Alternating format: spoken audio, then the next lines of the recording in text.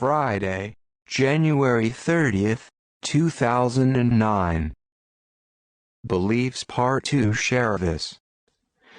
During 2008, and now in 2009, it has been my privilege to receive, transcribe, and publish messages from certain of our brothers and sisters from other star systems, and other distinguished sources. These uplifting messages are filled with hope, love, and appreciation for that which is uniquely Earth-human. I encourage everyone to pay close attention to these messages as we are entering unchartered territory.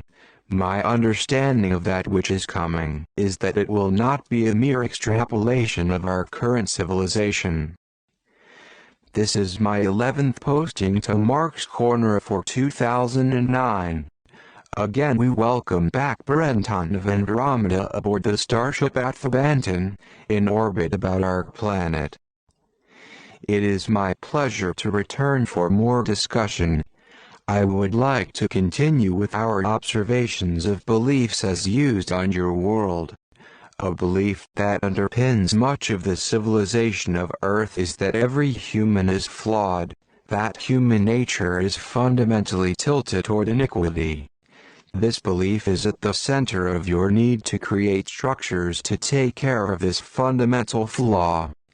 This results in seeing others as unworthy or bad, and forms the basis for fearing others. Two structures on your planet that have flawed humans as their basic tenet: governments and religions.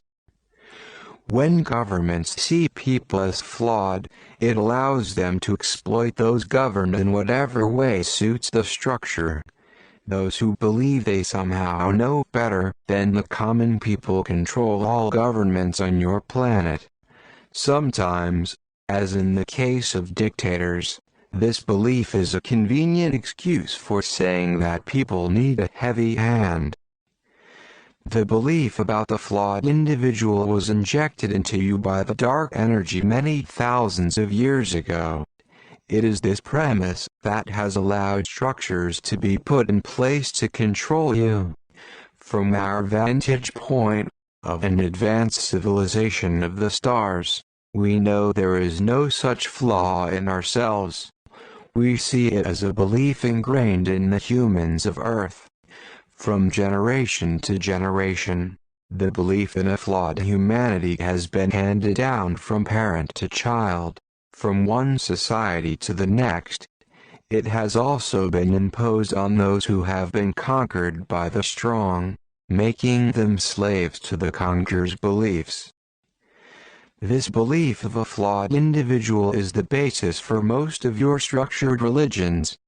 The Christian, Jewish, and Islamic religions all embrace this as a basic tenet. The basis for conquest by Muslims and Christians is based on the premise that other people, primitives or developed, are flawed and need to be brought under the protection of religions that have learned to cope with this fundamental flaw. The idea of the need to be saved stems from the belief of a flawed human. The idea that Jesus came to Earth to save people, and that we need to see him as a savior, is based on the premise that humans are flawed and need to be saved. From our perspective, not only is this wrong, it is not true. When our ancestors, yours and mine, placed you on this planet, you were in no way flawed. You were a pristine people on a pristine planet. Nothing happened to you along the way to create a flaw. There was no Satan or devil that led to the flaw.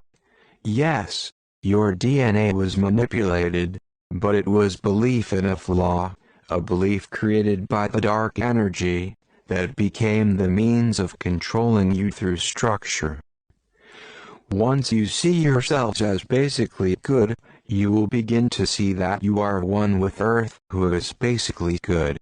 Once you see yourselves as flawless, you will accept all your brothers and sisters on your planet as loving relatives, not as lesser beings. Once you see yourselves as flawless, you will see those of us from other planets as also flawless, and not immediately jump to the conclusion that we are evil. Your belief, and it is only a belief, that you are fundamentally flawed is incorrect. Begin to see yourselves as flawless. Open to the larger truth that the universe is basically good, and that you can be a part of this goodness. The love of the Creator shines very brightly in you. If you shed your belief that you are flawed, you will more easily resonate with that love. When you resonate with the Creator's love, you will ascend with Earth to a place of light. That is what this moment is all about. Come with us to the light. Thank you, Bren-Ton. I look forward to more communications from you about beliefs, and how we can create a civilization of light without them. In truth, love and joy. Mark. My heartfelt thanks to those who have made generous financial contributions to my efforts. As I have explained, for the past 12 years I have labored to bring forth the truth about the situation of mankind on this planet, and the enlightened prospects for our future, an activity I plan to continue. It has been a labor of love, to which I have devoted both my full time and resources. I am now reaching the limits of my ability to continue funding this activity. Therefore, I am appealing to those of you who benefit from these communications to support this work by making a financial contribution. You may do this by mailing a check to Mark Kimmel, P.O. Box 270,156, Fort Collins, CO 80,527. You may also use the Donate button on the left to use PayPal or donate by credit card. In light of pending changes and the likely unavailability of the Internet, I recommend that you save each of these postings to your computer.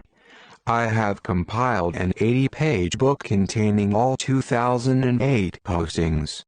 Send a check or money order for $15 to Paradigm Books, P.O. Box 270,156, Fort Collins, CO 80,527.